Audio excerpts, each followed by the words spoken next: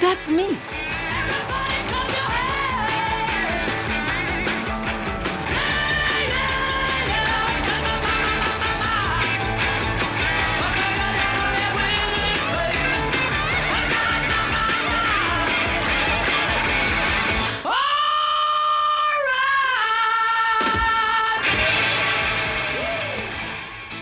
Let's begin with something that every boy and girl wanted. It's big, it's rubber, and it's orange. Oh, space hoppers, yeah. All you do is sit on top, grab the handle, and bounce. In the early 70s, the toy industry was very buoyant. Why don't you try measuring the bounce of different kinds of balls and see what you can find out? One of the main board directors of the company was on holiday and was bouncing around on a mooring buoy, which is essentially egg-shaped. And by holding a piece of rope at the top, he was sitting on this and bouncing around, showing his children. Just, it's one of those impromptu things. He came back buzzing with this idea that technology could make it, and he was full of the marketing potential because it was entirely new. Like the kangaroo, you're always one jump ahead. To be fair to the manufacturers of the space hopper, it was never intended as a long-term transport aid. Distance travelled to effort used ratio was just frankly not worth it, you know. They were mainly intended for just arsing about in the garden, for want of a better word. That's what it should have said on the bottom.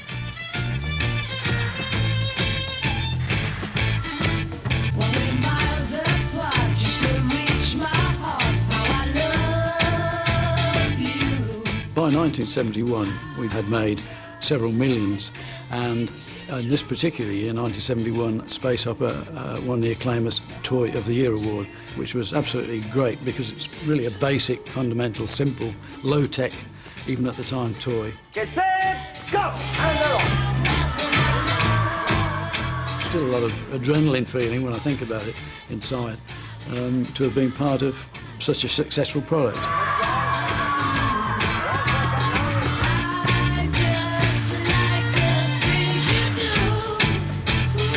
Well, Space Hopper just looked daft. You know, if you can imagine, like, getting 6 or 7 of your mates all going along on this Space Hopper and being able to jump quite high.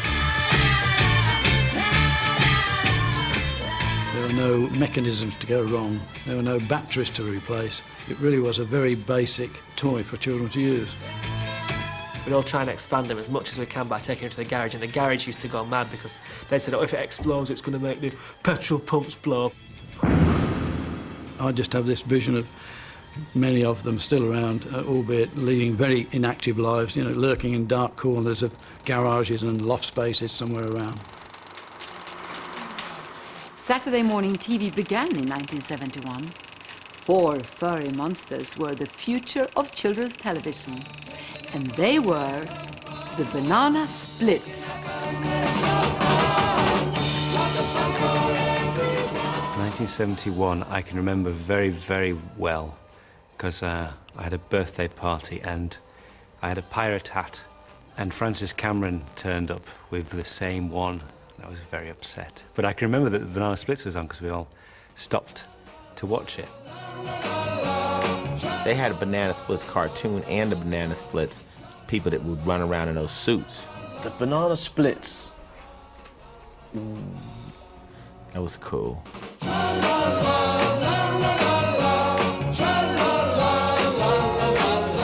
One banana, 2 banana, 3 banana, 4. 4 bananas make a bunch and so do many more.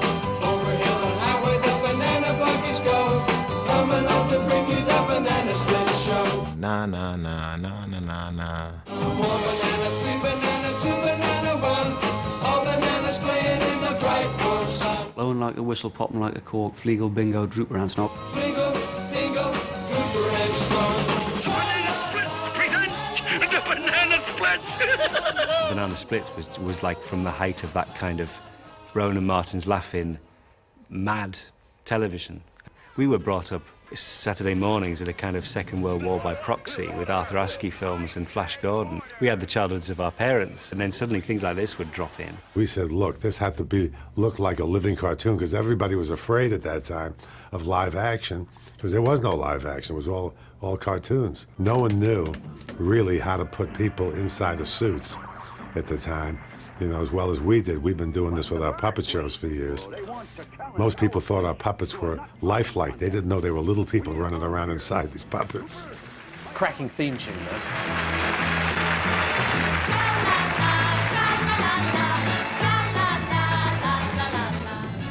Every Saturday, the Banana Splits invited us around to their place for a mad morning of stupid sketches, crazy cartoons, and dubious jokes.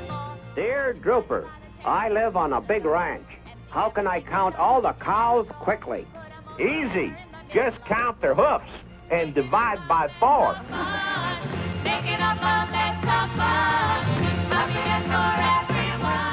The Banana Splits had a very cool car, which was like a sort of 6-wheeler type thing, which they drove around.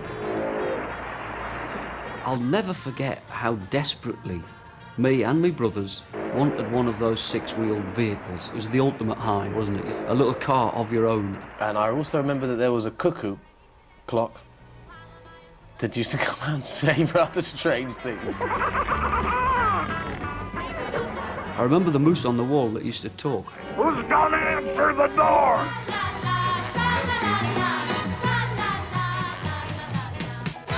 You couldn't really tell exactly what they all were. There was kind of a dog and a sort of an elephant thing with big specs that never spoke. And you sort of knew their names, you know, because the names were in the song. And here come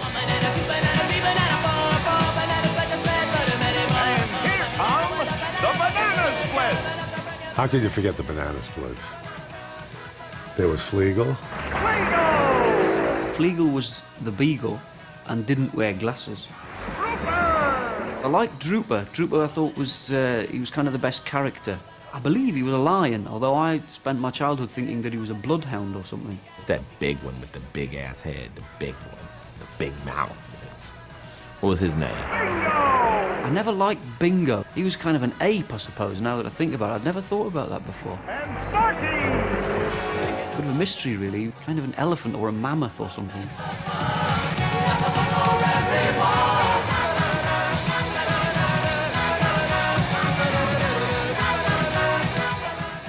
And they all wore firemen's helmets. No apparent reason. Did the Banana Splits have a purpose? It was just crazy. It was just them jumping about and throwing the rubbish out. All right, Trooper, you answer the door. During the Banana Splits, you know, they're doing pranks on each other and they're playing, and then it's the difference between watching, you know, one of those shows that's just so prissy and so clean and positive. You go, ugh, turn this thing off. You know, what's really going on? The Banana Splits was kind of fun. It's amazing, you know, if you do something right, it never goes away.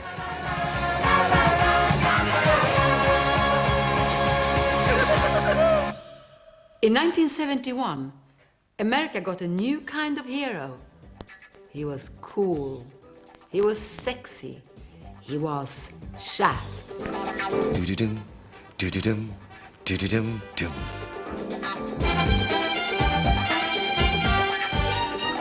That was by Isaac Hayes. And Isaac is just one of the brilliant, brilliant musicians who gave it that zip.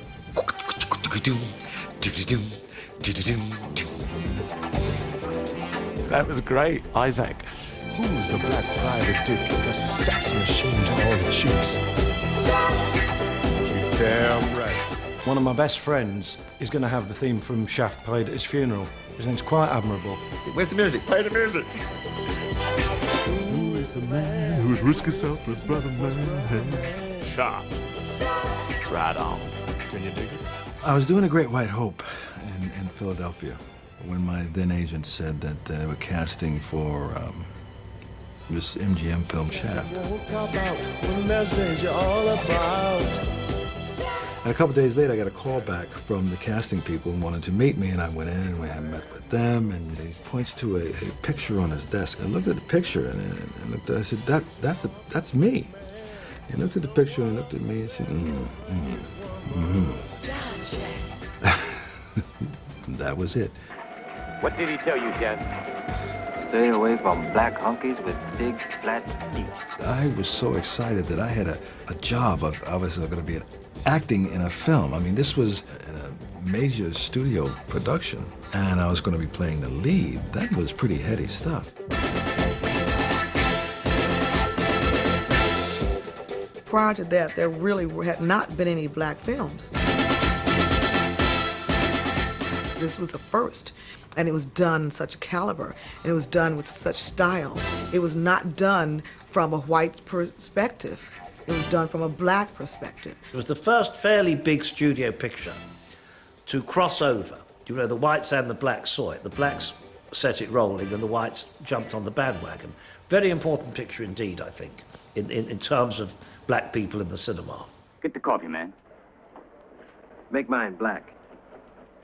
I don't know if you could say that it was made for a black audience. That is to negate a whole segment of society. Every child needs role models and needs things to identify with. And if you appreciate, there wasn't that many for black kids at that time. So this was a major, major thing. Man needs a little action. The fact that he was the lead, like James Bond, or, you know, a kind of character who took no shit from anybody and was a, badass guy. It's very empowering to the black audience, as well as encouraging to the other young black artists. And of course, today we have a lot of black stars, and I think that to a degree they owe it to Shaft. Shaft had style, good looks, and a wardrobe to die for. The flares, the hat, the big coats, everything about it had a really nice style to it. You know, it's not just a good storyline, you need a bit of that, but it's all the other bits and pieces that went through it. It made you feel, dare I say it again, cool.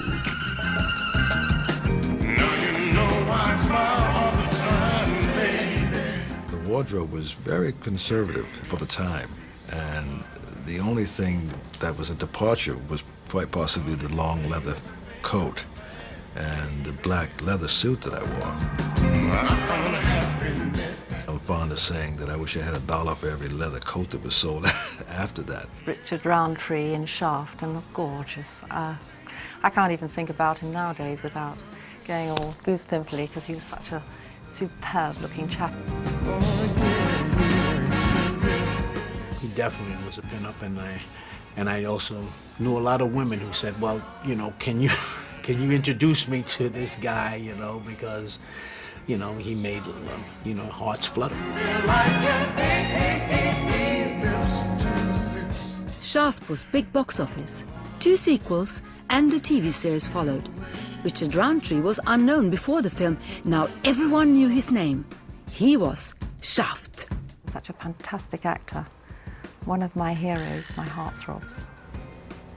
It became kind of difficult to walk down the streets of Manhattan.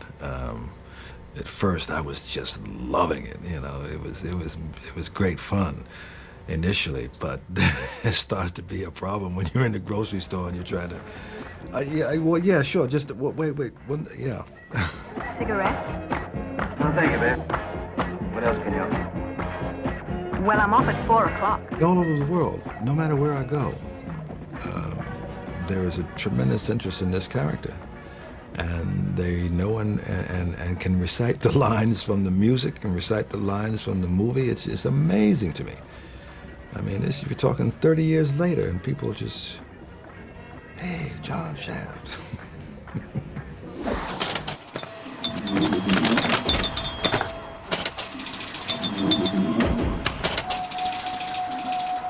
Now, something completely different. 1, 2, 3, In this world of crumbling standards, it seems as though only the clothing manufacturers stand between us and the ultimate permissiveness of absolute nudity. Of course, this year's hot fashion news was the arrival of hot pants.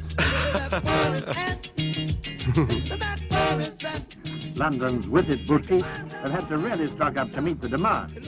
Hot pants, although they may seem sexy in retrospect, they were desperately hard to wear. Minis, middies or maxis in 71 skirts were out, and hot pants were in. It's a very rare woman who can sit around with that part of her body uncovered and feel comfortable. I was known for hot pants. That was more or less my trademark. In fact, people still come and guys still come and say to me, "Oh God, I used to dream about you in these hot pants." Oh God, what you did to me. Mind you, I'm not complaining. Like most other blokes, I'm easily converted. They were sort of masculine in a strange way. Tennis shorts. Hot pants were banned at Ascot and we were going to the Derby. And I thought, well, I better play it safe. And I think that was the first time my legs were covered. New fabrics were coming into the market. They always seemed to end in lon, so I suppose it was nylon or dray lon or something lon. And if you're panting for more, take a look at the variety. Hot pants in all sorts of materials, 1 piece, 2 piece. Obviously, there'll be no piece till the craze dies down. And they had a bit more flexibility and a bit more stretch to them, so you could do even naughtier and tighter things with the lons than you could previously. One is always aware of wearing a skirt and how the lady should walk, sit, get in a car, get up, whereas you were a lot freer in hot pants. I could never wear them. I never ever had a pair of hot pants. They're not even content just to be cheeky. You had to make sure that you had one leg up on something, otherwise you just sat there looking like blancmange. Something for the girl with a man on her mind.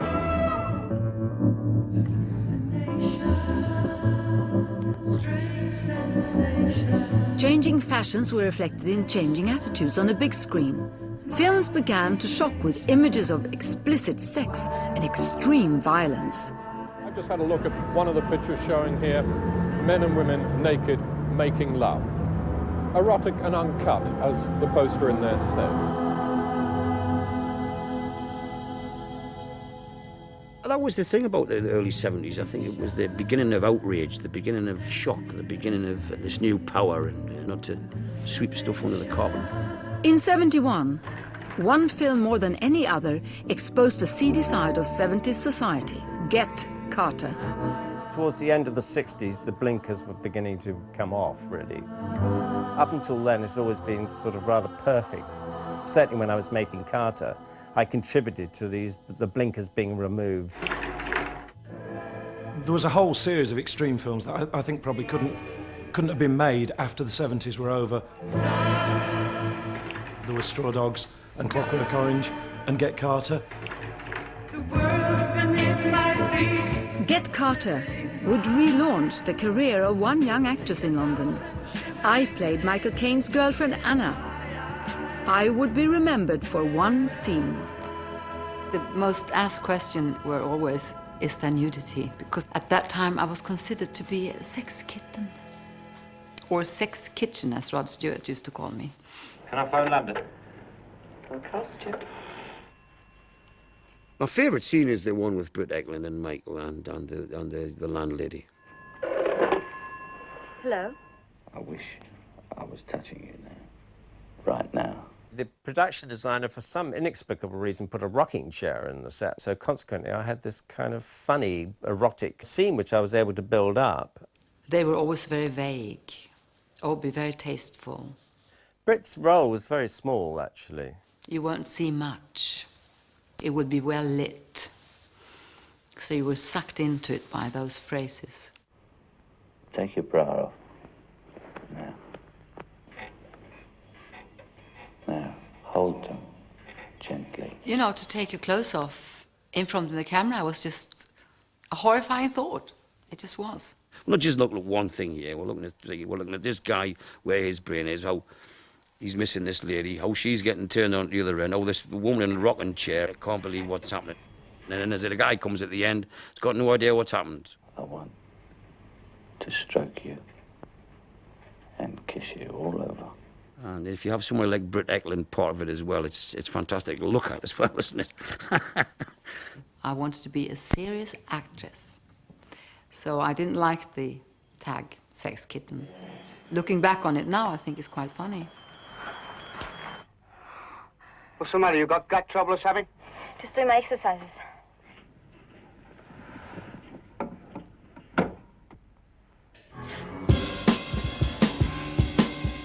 Get Carter is the story of one man's crusade to avenge his brother's murder.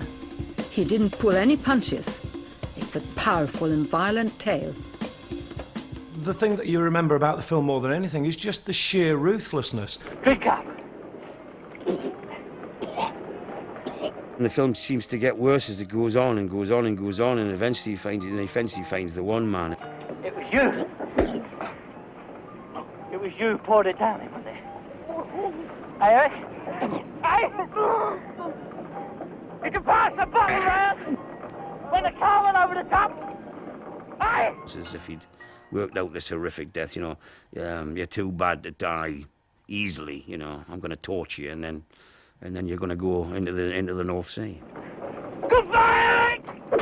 Just so grim. It's like, you know, Japanese cinema or something. It's just something I don't remember happening in films without better reason than that before.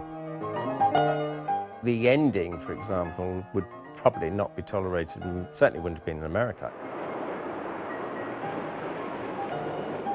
The whole point of the film is that the anti-hero is disposed of in exactly the same way that he disposed of other people. He's just, you know, dismissed, basically, just blown away.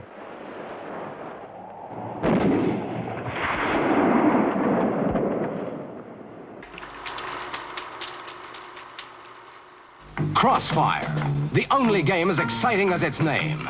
You've got to be good to score a goal. Good with a gun that fires real steel ammo, that hits the puck, that makes Crossfire the name of the game. And you've got to be fast to reload in seconds, to score and win. It's tough, it's exciting, and it's the only game called Crossfire. Ask for it by name. Crossfire, it's ideal. Oh, the world was a dangerous place for children in 1971. It was their own fault. A craze began on the beaches of Spain that conquered every playground in the land. Anyone for Clackers? Petra and Shep aren't the only pair who like playing with a ball. Clackers were an absolute phenomenon at our school. Every lass had a pair of Clackers.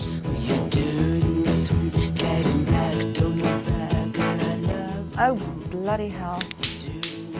Just cut in when it happens to go. You started with like a little gentle tap, tap, tap between the two. Oh, I see. That's how you do it. The idea was that you eventually got them spinning up above your wrist and hitting each other at the top, then underneath. I've obviously lost my knack now.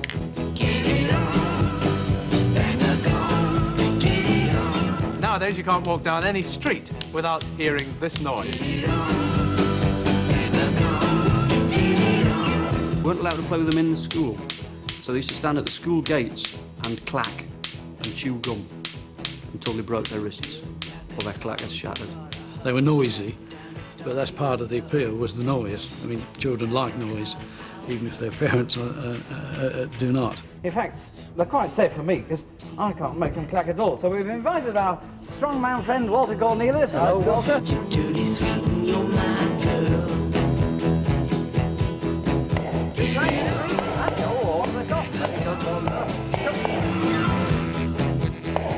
we are. I think we better stop. Although they're great fun, they've turned out to be extremely dangerous toys. The plastic balls have even been known to shatter and damage people's eyes. 17 types of clackers were scientifically tested, and the results were pretty alarming. This could happen to your clackers. Clackers may look safe, but after 20 minutes practice, the balls get quite a pounding. Children were banned from taking them to school because, not only because of the possibility of shattering, but the incredible noise.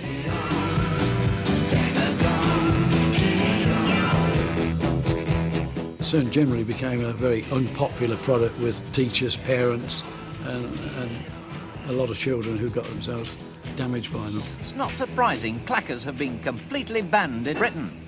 I remember coming to work one morning at the height of the clacker craze, and one of my colleagues said, "Have you got the clackers?" I said, "No, I always walk this way."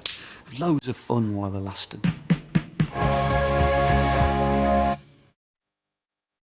In 71, country lads were supposed to know their place. One man didn't. He was stubborn, he was determined, and he came from Yorkshire. Remember Harvey Smith? The 70s were a very Yorkshire decade. Leeds United, Freddie Truman, Jeff Boycott, Harvey Smith. I loved Harvey Smith for the fact, if you look in the dictionary to this day under irascible, it says C. Harvey Smith. He was so grumpy. You only live once, and if you enjoy what you're doing, so what? It's my life, it's nobody else's.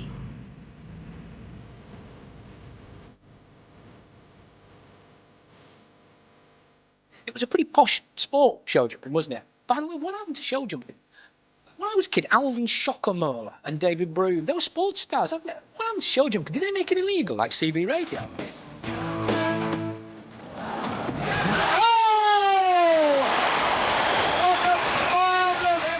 The thrills, the spills, and what about that wall?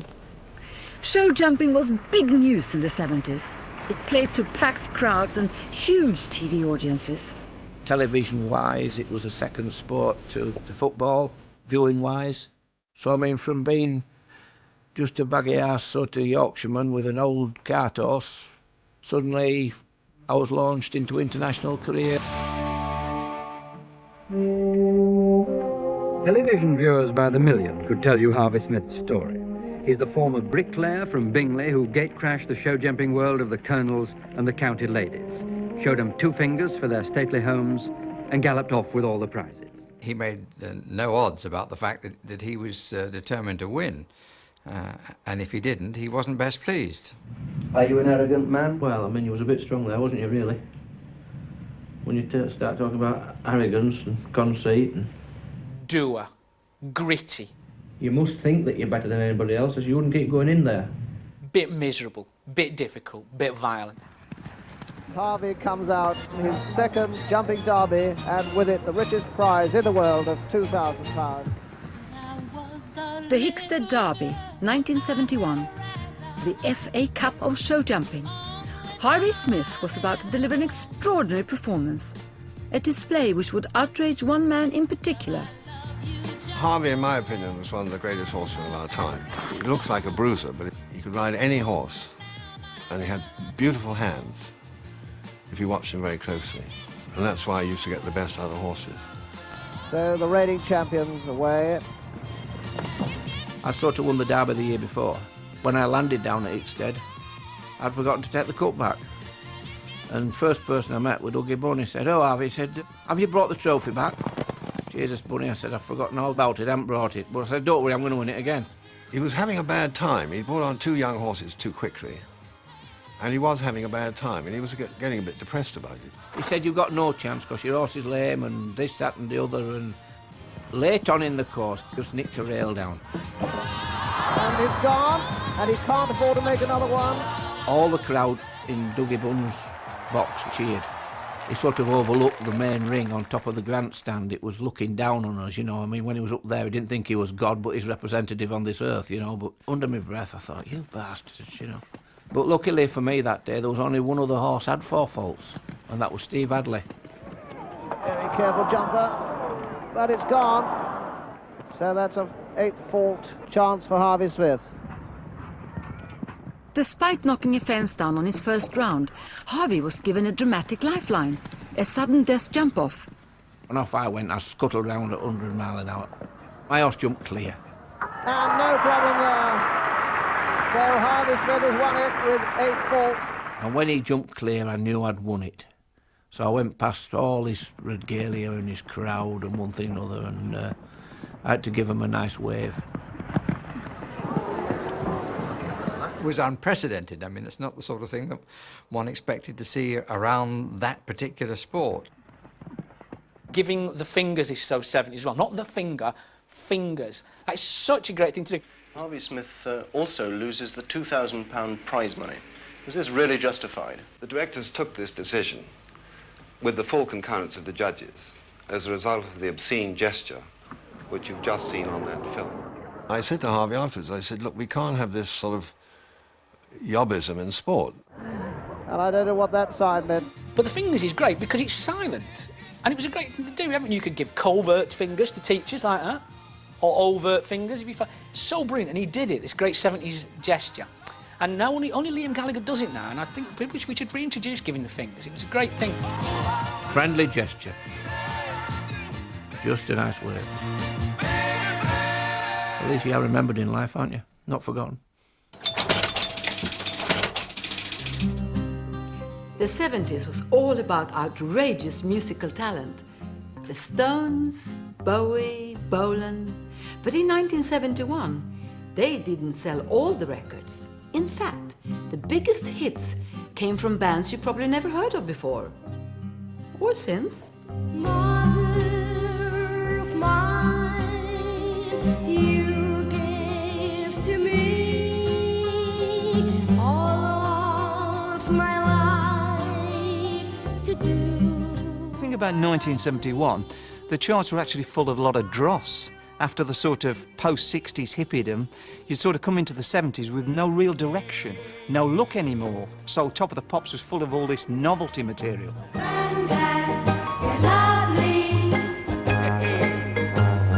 One of the most difficult things to do in the recording business is make a comedy record. An even more difficult thing to do is to make a successful comedy record. It's nigh on impossible to get one to #1. But January, this year, he did it. Benny Hill and Ernie. You could hear the upbeat pound as they raced across the ground. I used to love Benny Hill. I thought that song was brilliant. I wish I'd recorded it. His badge upon his chest, his name was Ernie, and he drove the fastest milk cart in the West.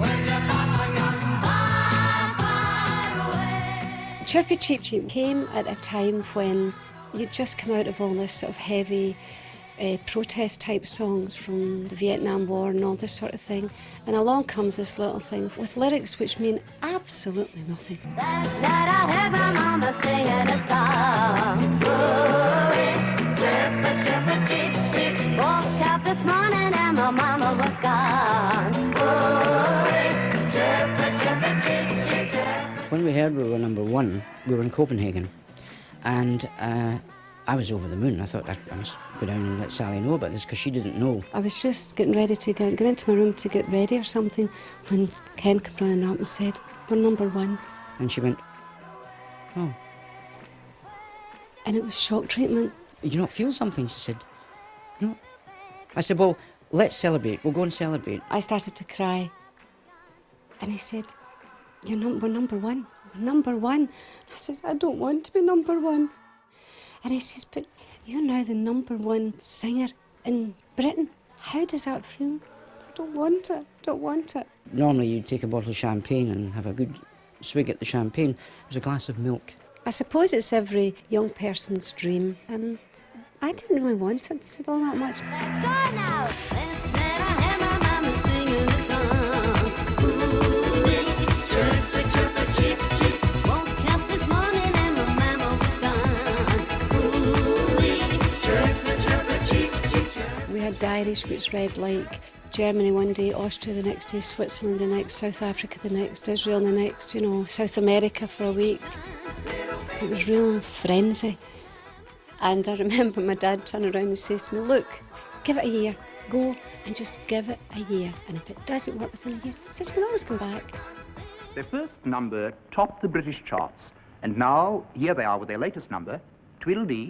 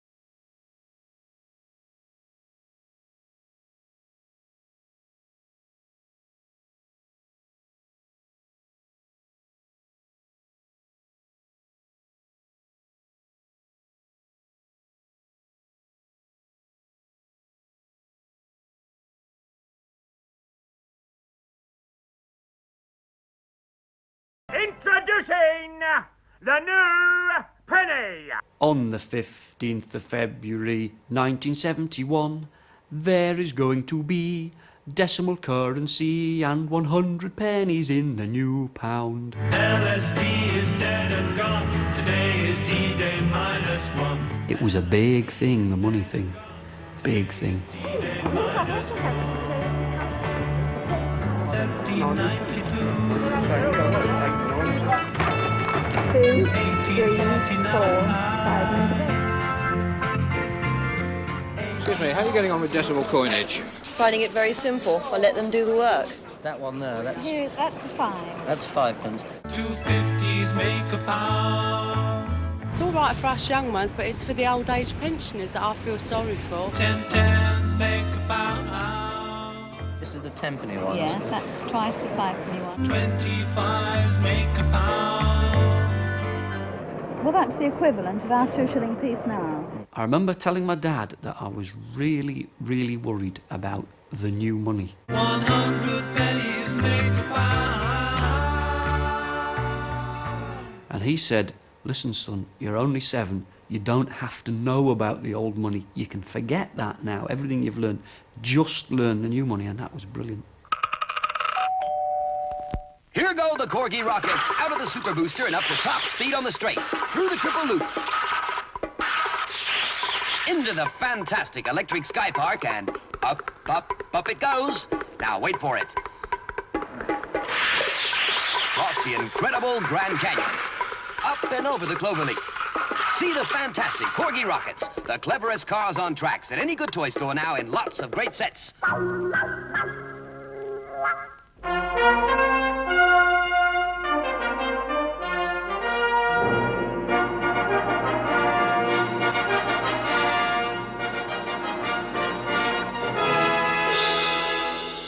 Once in the lead, there was no one to touch him. His 6 Grand Prix victories won him the World Championship for the 2nd time. It was a superb double in a hotly contested year and puts the name of Jackie Stewart firmly amongst the all-time greats of motor racing. You won 6 Grand Prix, which is, you know, it's hogging it slightly. What do you... There's 7 Grand Prix as the sort of record. You're obviously hoping for this. Where do you think that you could have done it and it didn't happen?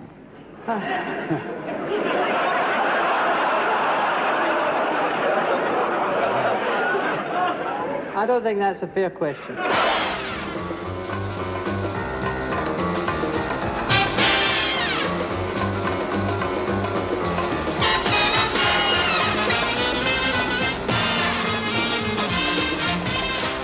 The 70s were very exciting years. They were colourful years, they were fashionable years, they were trendy years. The world was recognising more sports people. Even the Americans were recognising that maybe Hollywood was false and sport was reality. And I was part of that.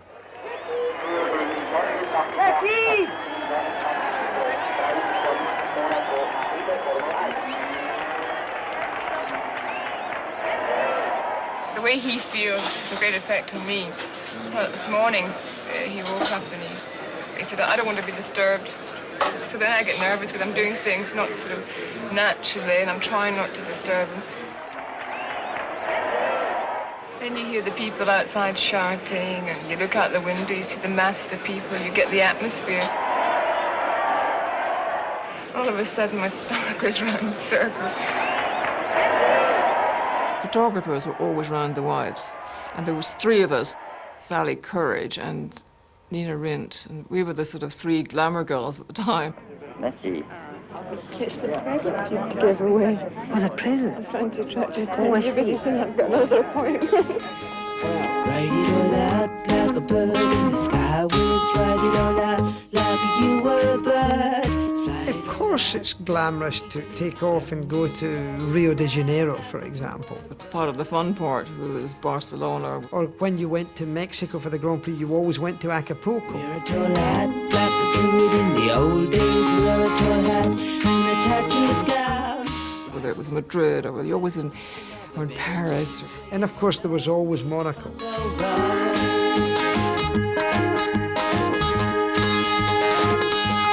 Catch a flight Star in a placing on your forehead. Say a few spells and baby, there you go.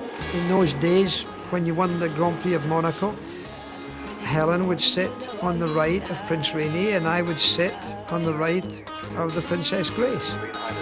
That sort of sounds like name dropping, but it's not, because it was part of being a Grand Prix driver. To me, everyone I read about is famous, but I never think of Jackie being famous. Wear a tall hat like a druid in the old days. Wear a tall hat and a tattooed gown. And they were more impressed by, if you like, what I was doing. I certainly was impressed by what they were doing.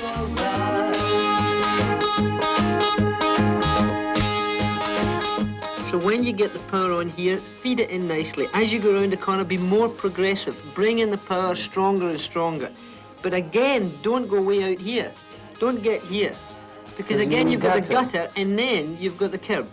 And you only need to clip the curb. And you've broken a wheel or you've punctured a tire.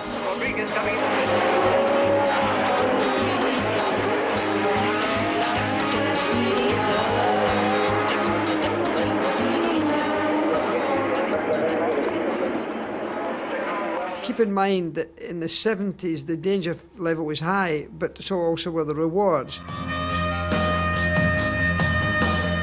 And it was a time where there was an excitement and an awareness to that fulfillment in life that I think to some extent society over the years has tried to wrap up in cotton wool and overly protect.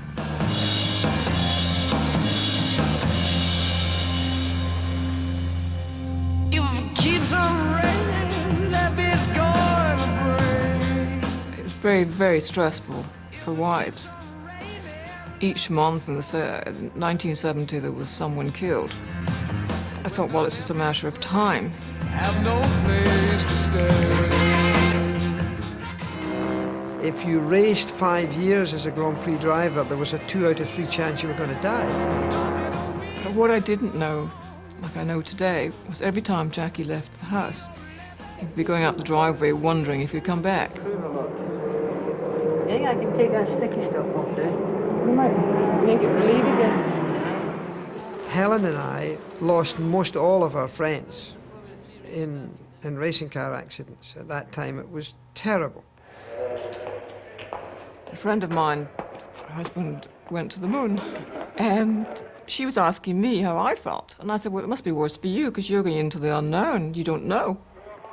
And she says, yes, but Helen, I've always wanted to say I made love to the man on the moon.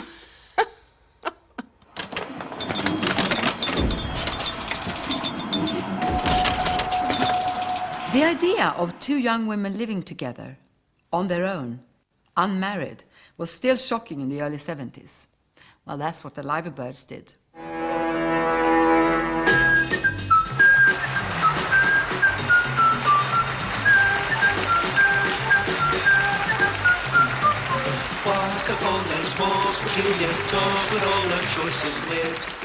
My friend and I thought we'd like to write for television, and we wrote a very, very over-the-top thing. We sent it to the head of comedy. And he said, have you ever shared a flat, you two? And we said, no. And he said, so, how about writing about sharing a flat? And we said, yes, we'll do that. Right. After Huskisson Street, this place is a palace. After Huskisson Street, anything's a palace. There was something that Polly and I just totally clicked. Yeah, well, we can't stand here all day, and you go. Oh, aren't you going to carry me over the threshold? 2 girls in a flat, talking quite saucily, quite intimately. I mean, you know, it hadn't been on television before. So easy to forget that. Speaking of fellas, fancy that one with the hammer. What, the auctioneer? Yeah, he can knock me down any time he likes. I shouldn't think he's interested in job lots. Beryl was very common. Beryl? Oh, you remember my name then? I'm afraid I think I was referred to as a scrubber. Oh, you had a nice night, didn't you? Oh, yes. I had it behind the settee, in the wardrobe, and under the bed with my fingers in my ears. Sandra was quite posh. Well, she thought she was anyway. As a matter of fact, it was my hands he noticed. He said they were feminine and gentle. Your Aunt's gentle? Yeah. Jerry's cat's had a limp ever since you stroked it. She was also quite sexy, I think. I think I was. Well, from the letters I got, I think I was quite sexy. Oh, well, it all adds up as far as I can see. I'm sure of that. What are the measurements, love? Measurements? What all? You know, ear, and ear. Oh, 35, 24, 35. The main thing about the Liverbirds was that it was very symptomatic of the age. We are universal housewives and we really are to blame. It was a very conflicting time because we had people like Jermaine Greer telling us to throw away our bras. Well, she's all you'd ever want. She's the kind I'd like to flaunt and take to dinner. And yet, on the other hand, you bought boots up to your knees and had skirts up to your navel. She's got grace. She's a winner. She's a lady. Oh, she's a lady. And the two things fought against each other. I think actually the short skirts and the boots won out. Now, midi or maxi? I remember I cornered the market in a certain sort of woman on television who wasn't obviously beautiful, but had a certain sexual drive about her. Oh, here she comes. Sophia Loren. Because I had a quite Italian figure with big tits and slim legs. They wanted to show that off. 35. You can come and look if you don't believe me. Right. 24. Right. 35. Wrong. People now, of course, would say, not PC, so unpolitically correct. But we loved it. All the fellas loved us, and the girls thought, I want to look like that. Sit down. Young men say, oh, my mother used to let me stay up and watch you on Friday nights. Yes, yeah, and I was determined to have a flat like you. What is it? When I'm old and grown up like you, I'm going to marry you.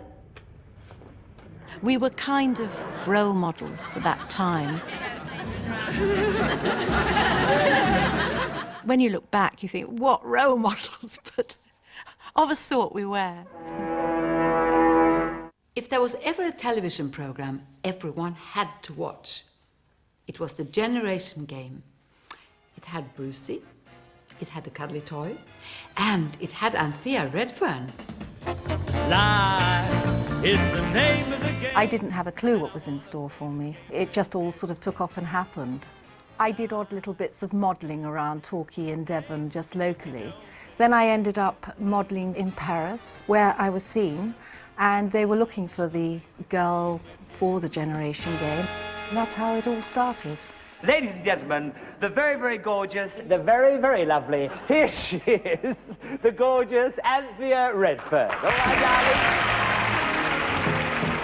I had started to become so known for what I was wearing, and then when it went on from the mini skirt and the hot pants into something more glamorous, and it became the beautiful flowing dress.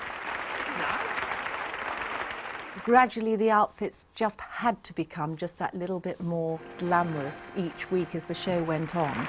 It's all black, by the way. This is for all the black and white people. Haven't you put on a bit of weight? Don't be silly, Bruce. He's a sort of job person. Oh, well, I wouldn't have any more of them. It was just one day I walked on stage and Bruce literally looked at me and he said, oh, I like it, darling. Beautiful. More, they want more. And he said, oh, he said, you'll love the back. I wish you could see the back. And then he just came out with, oh, do a 12. Yes, you must. Give us a 12.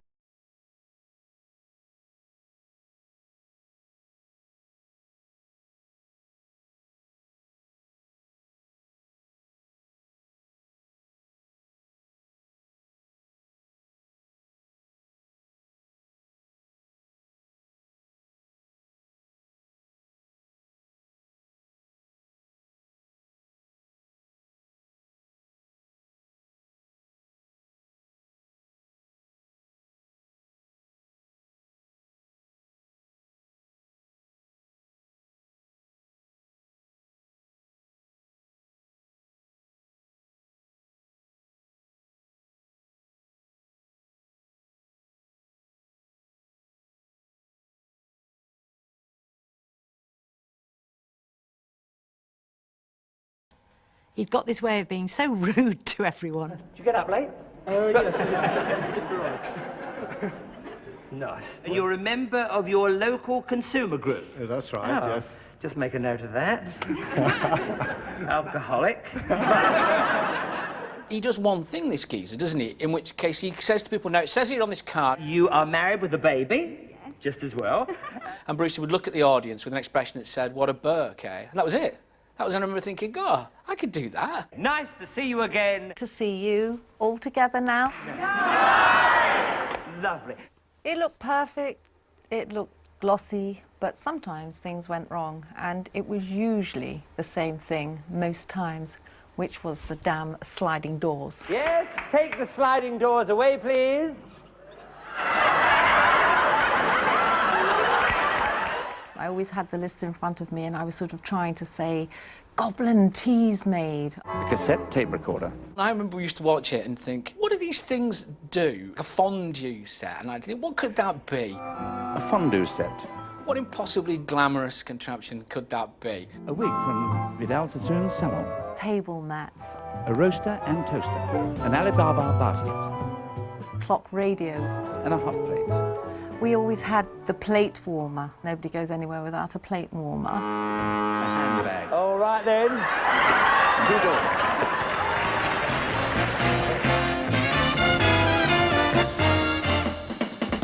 So standby studio from the top in about 10 seconds. People were gearing the whole Saturday around getting up, doing this, doing that, going shopping, and then home and tea on the tray in front of the generation game. You couldn't avoid it, was unavoidable. Like the plague, it was unavoidable.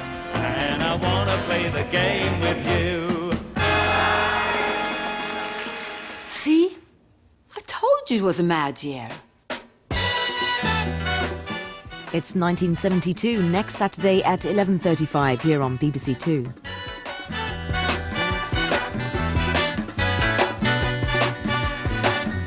Hush not, child, and don't cry.